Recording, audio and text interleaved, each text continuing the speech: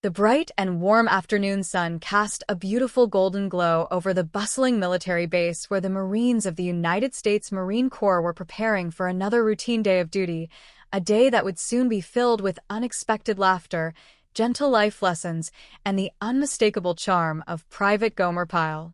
Inside the quiet barracks, Private Gomer Pyle, a tall and lanky young man with a heart of pure gold and an innocent smile that could light up the entire regiment, was standing beside his fellow Marine, Private Dzansky, looking at a shiny silver whistle and a crisp military armband with a deeply reluctant and hesitant expression on his face. Gomer sighed softly, adjusting his uniform, and turned to his friend to express the deep discomfort he felt inside his gentle soul, explaining that this was one specific job he truly did not care for, adding with great emphasis that he did not care for it at all. Dzansky, who was a much more practical and grounded soldier, smiled and tried to comfort his friend, telling him to come on and adding that it really was not so bad after all. But Gomer shook his head, his mind drifting back to his childhood days in the 4th grade when his schoolteacher, Miss Thompson, used to leave the classroom and make him the official class monitor. Gomer recalled how all the other children would immediately start throwing erasers and various school objects across the room the very moment her back was turned, and even though he was supposed to report their bad behavior, his gentle heart never could allow him to get his friends into trouble. Instead of writing down their names, Gomer would just run around the classroom as fast as his legs could carry him, picking up every single dropped eraser and stray pencil so that when Miss Thompson finally returned to the room, everything would look perfectly neat and tidy, leaving the poor teacher to always wonder why on earth young Gomer was completely out of breath. Dzansky chuckled warmly at the sweet story, patting Gomer on the shoulder and kindly telling him that he was nothing but a gentle pussycat, to which Gomer replied with a soft nod, explaining that he simply did not like being placed in any position of authority over his fellow human beings. Their quiet conversation was suddenly interrupted by the loud, booming, and unmistakable voice of Sergeant Carter, a stern but dedicated leader who took his duties with absolute seriousness and demanded perfection from every single man in his platoon. Sergeant Carter marched into the room with his chest puffed out, declaring that whether they liked it or not, it was their platoon's turn again to handle the military police duty, and they absolutely had to do it. The sergeant gathered his men, looking around the room with sharp eyes and stating that they were all ready to shove off, asking the group if everyone was fully set and immediately ordering a nearby Marine named Fletcher to straighten his armband. Sergeant Carter then addressed the entire group, reminding them that they had all done this specific duty before, so they should know exactly what to look out for on the town streets. He explained with absolute authority that if anybody got out of line, the military police were to put them on report immediately, or, if the situation happened to be truly serious, they were to slap them straight into the break. Hearing this, Gomer looked incredibly confused and raised his hand, asking the sergeant about a specific rule in the regulation book which clearly stated that if a soldier had an explanation for their behavior, the military police were supposed to sit down and listen to it. Sergeant Carter glared at Gomer, nodding sarcastically and saying that Gomer was right. They should listen to them first, and then they should slap them in the break anyway. As the men prepared to move out, Gomer called out to the sergeant once more, asking if they were not supposed to be absolutely sure that a person was guilty before throwing them into the break. Sergeant Carter sighed in deep frustration, explaining that naturally, a military police officer only arrests a guy if he is doing something wrong, and he urged the men to finally start moving. Gomer, however, remained rooted to the spot, asking the sergeant what would happen if it merely looked like a person was doing something wrong, but in reality, they were completely innocent. Sergeant Carter stopped in his tracks, throwing his hands up in the air and asking Gomer what on earth he was talking about. Gomer explained his peaceful philosophy, telling the sergeant that sometimes when there is a physical fight on the street, the fellow who is throwing the punches might just be defending himself from an attack, while the fellow lying on the ground might actually be the troublemaker who started the whole mess in the first place.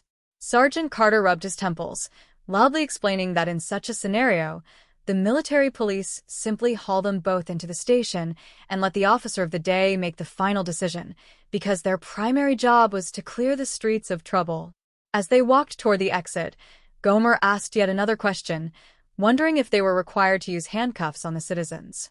Sergeant Carter replied that if a soldier cannot control a troublemaker any other way, then yes, they use handcuffs, and they should use whatever equipment is deemed necessary to maintain peace.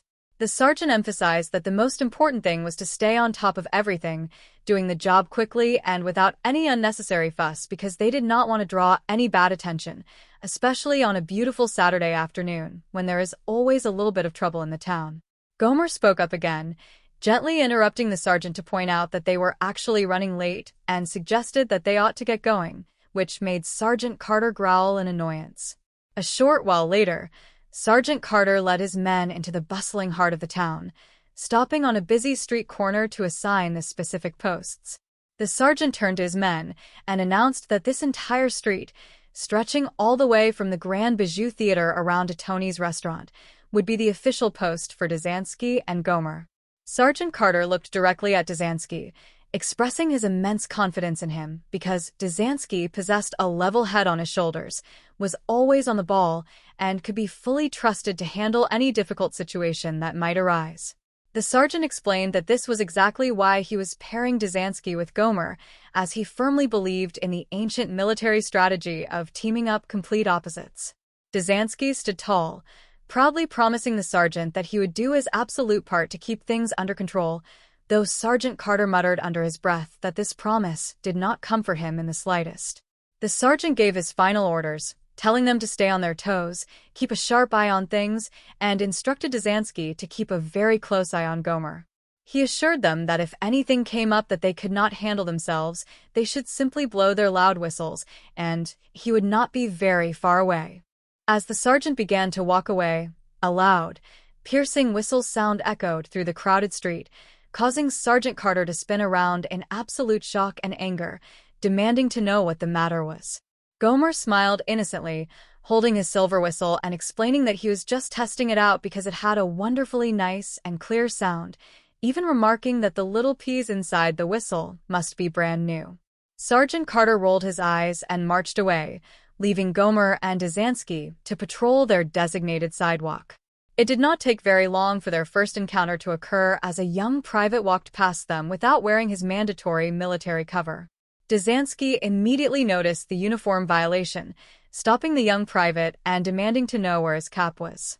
The private stopped, looking nervous, and admitted that he did not have it on him. Dzansky opened his notebook, declaring that this was officially violation number 1, but Gomer quickly stepped in, stopping his partner and arguing that before putting the poor man on report, they really ought to give him a fair chance to explain himself. Gomer turned to the private and kindly asked if he had a reasonable explanation for his missing cap. The private quickly nodded, claiming that his cap had been stolen from him. Hearing this, Gomer smiled warmly at Dzansky, stating that if the cap was stolen, it surely was not the young man's fault at all. Dzansky looked incredibly skeptical, asking Gomer if he was truly going to buy such a ridiculous story, and he told the private that they were not fresh out of boot camp and could easily recognize a phony story when they heard one, wondering aloud who on earth goes around stealing military caps. Gomer, always wanting to see the absolute best in everyone, suggested that there could very well be a notorious cap snatcher operating in the neighborhood, a thief who steals caps and sells them to a surplus store as stolen goods. The private quickly agreed with Gomer's creative theory, confirming that it was indeed a cap snatcher. Dzansky, still filled with doubt, asked the private what this mysterious cap snatcher looked like, to which the private replied that he did not see him because the thief came up directly behind him, snatched the cap, and vanished instantly. Gomer felt deep sympathy for the soldier, telling him that he was very sorry for his bad luck and advising him to just get on back to the military base as quickly as possible. The private thanked them profusely and hurried away down the street. Dzansky shook his head, expressing that he still believed they should have put the man on report, but Gomer just smiled, proud of their peaceful resolution. Suddenly, the angry voice of Sergeant Carter boomed behind them, calling out Dzansky's name with great intensity. The two patrolmen turned around to see their sergeant marching toward them with a furious expression on his face. Gomer greeted him cheerfully, but Sergeant Carter demanded to know why a Marine had just walked right past him without his cap, asking if they had put him on report like they were ordered to do. Dzansky nervously admitted that they did not, and Gomer proudly took the blame, explaining to the sergeant that he was the one who let the young man go because the soldier had a perfectly logical explanation. When Sergeant Carter demanded to know what the explanation was, Gomer explained with complete sincerity that the poor Marine was the unfortunate victim of a local cap snatcher. Sergeant Carter looked like he was about to explode, shouting that anyone who is out of uniform must be put on report with absolutely no questions asked. The sergeant warned them about the terrible consequences that could happen, explaining that Lieutenant Anderson might pass that very same man on the street, notice the uniform violation, and ask the soldier if he had been stopped by any military police officers.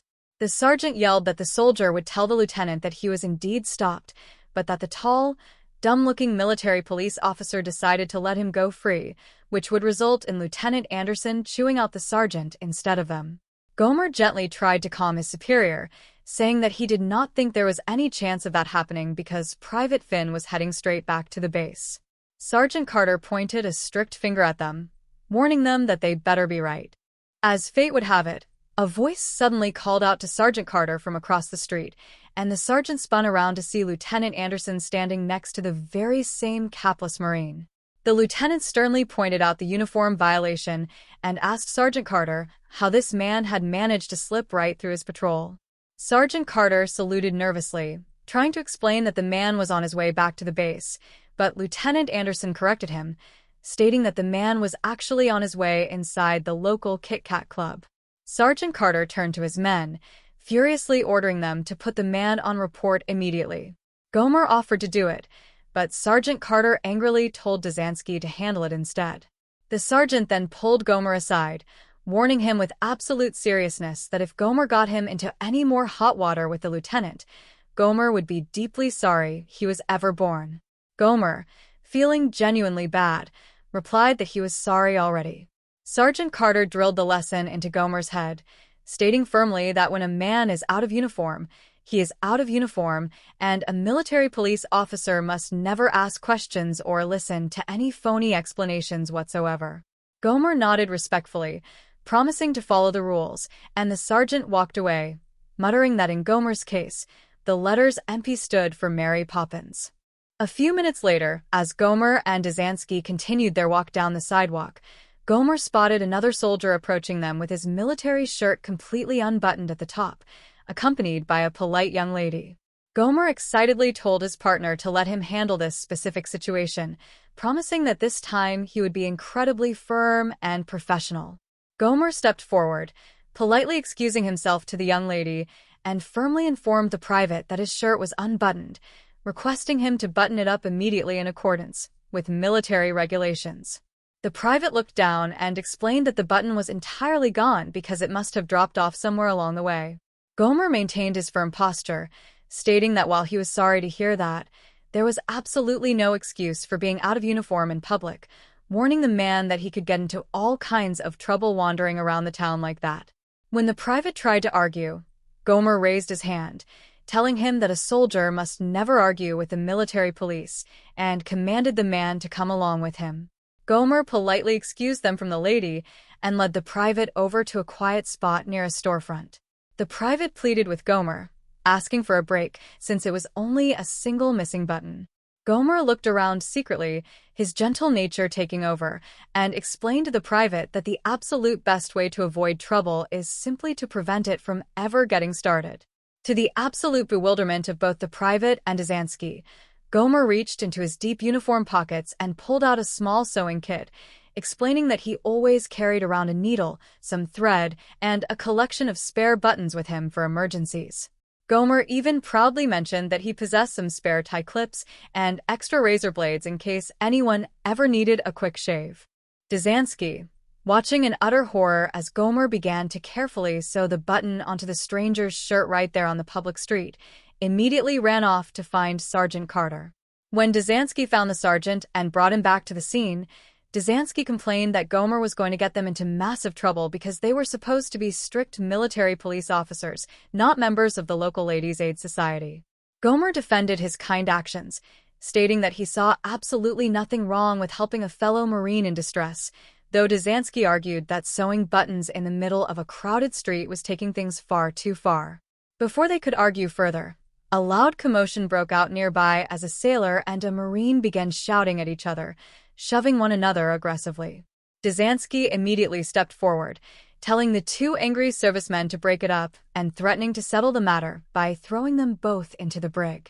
Gomer quickly intervened, telling his partner that he did not think such a harsh measure was necessary at all, believing that the two men just needed to be set straight with a little bit of gentle reasoning. Dzansky insisted that they were going straight to the brig, but Gomer begged for just a single minute to smooth the whole thing out. Gomer turned to the two angry servicemen, addressing them with a warm and educational tone, telling them that what they were doing was the absolute worst thing two proud servicemen could possibly do when they visit a civilian town. He asked them to consider how their fighting looked to the civilians who passed by, explaining that receiving a pass to come into town is a grand privilege, a privilege that every soldier must respect by being on their absolute best behavior at all times. Dzansky urged Gomer to just run them in so they would get the message, but Gomer insisted that the two men were fully grown adults who could easily understand common sense. Gomer then kindly asked the sailor and the Marine to shake hands and be friends. After a moment of hesitation, the two men looked at Gomer's sincere face, smiled, and warmly shook hands. Gomer beamed with happiness, making them promise that there would be no more trouble, and he wished them a wonderful day, remarking to a stunned Dzansky that they had successfully straightened out the conflict without having to arrest a single soul. Their moment of peace was shattered once again by the sudden arrival of Sergeant Carter, who was marching toward them alongside an incredibly angry Lieutenant Anderson. Gomer greeted his sergeant cheerfully, but Sergeant Carter demanded to know what on earth was going on, explaining that Lieutenant Anderson had just blasted him once again. The sergeant asked Gomer if it was true that he had actually sewed a button onto a Marine's shirt, and Gomer proudly confirmed it, explaining that it was all part of his new prevention policy. Gomer quoted the old proverbs, telling the confused sergeant that a stitch in time saves 9, and an ounce of prevention is worth a pound of cure. Gomer happily added that not only did they help the Marine with the missing button, but just a few seconds ago, they had completely prevented a massive fight between a sailor and a Marine by simply reasoning with them. However, just as the words left Gomer's mouth, a loud crashing sound echoed from around the corner, and the very same sailor and Marine were seen engaged in a massive, chaotic brawl in the middle of the street. Lieutenant Anderson immediately ordered Sergeant Carter to get those men off the street, put them in the back of the military jeep, and take them straight to the guardhouse. Sergeant Carter barked orders to move the fighting men, and he turned to the lieutenant, deeply apologizing and explaining that Gomer had caught the two men shoving earlier, but had foolishly let them go after they shook hands and promised to behave. Lieutenant Anderson looked sternly at Sergeant Carter, warning him with absolute authority that he must do something permanent about Gomer, or else the lieutenant would do something drastic about the sergeant's career. Sergeant Carter took Gomer to a quiet, isolated location near the secure back gate of the military base, informing him that this lonely spot would be his official post for the next 4 hours. Gomer told the sergeant not to worry, but Sergeant Carter commanded him to stop talking and just listen to his instructions. The sergeant explained that so far, the entire day had been an absolute disaster because of Gomer, leaving the lieutenant breathing down his neck, getting Dzansky into deep trouble, and letting down the entire proud platoon. The sergeant admitted that he ought to confine Gomer to the barracks immediately, but due to being short on available men, he was placing Gomer on this specific back gate because it was the absolute simplest and most foolproof job in the entire world. Sergeant Carter explained the simple task, stating that all Gomer had to do was stand by the gate and ensure that absolutely nobody passed through without showing their official military identification card. The sergeant remarked that a simple machine could easily do the job, and he expressed hope that maybe even Gomer could manage it. He gave strict orders that nobody enters without their identification, emphasizing that there would be absolutely no exceptions and no listening to any hard luck stories, as Gomer must go strictly by the regulation book. Gomer nodded seriously, and Sergeant Carter made him repeat the orders out loud. Gomer loudly recited that nobody gets in without their identification, absolutely nobody, and he will not listen to any hard luck stories, choosing instead to go strictly by the book. Sergeant Carter reinforced the rule, stating that even if the base colonel himself arrived at the gate, He must not be allowed in without his identification card, because until positive identification is made, anyone could simply be an imposter who looks exactly like the colonel. Gomer found this fascinating, remarking that people say there is an exact double for every person in the world, though Sergeant Carter muttered that if there was another person like Gomer, he hoped they would never join the Marine Corps. The sergeant then explained that he had a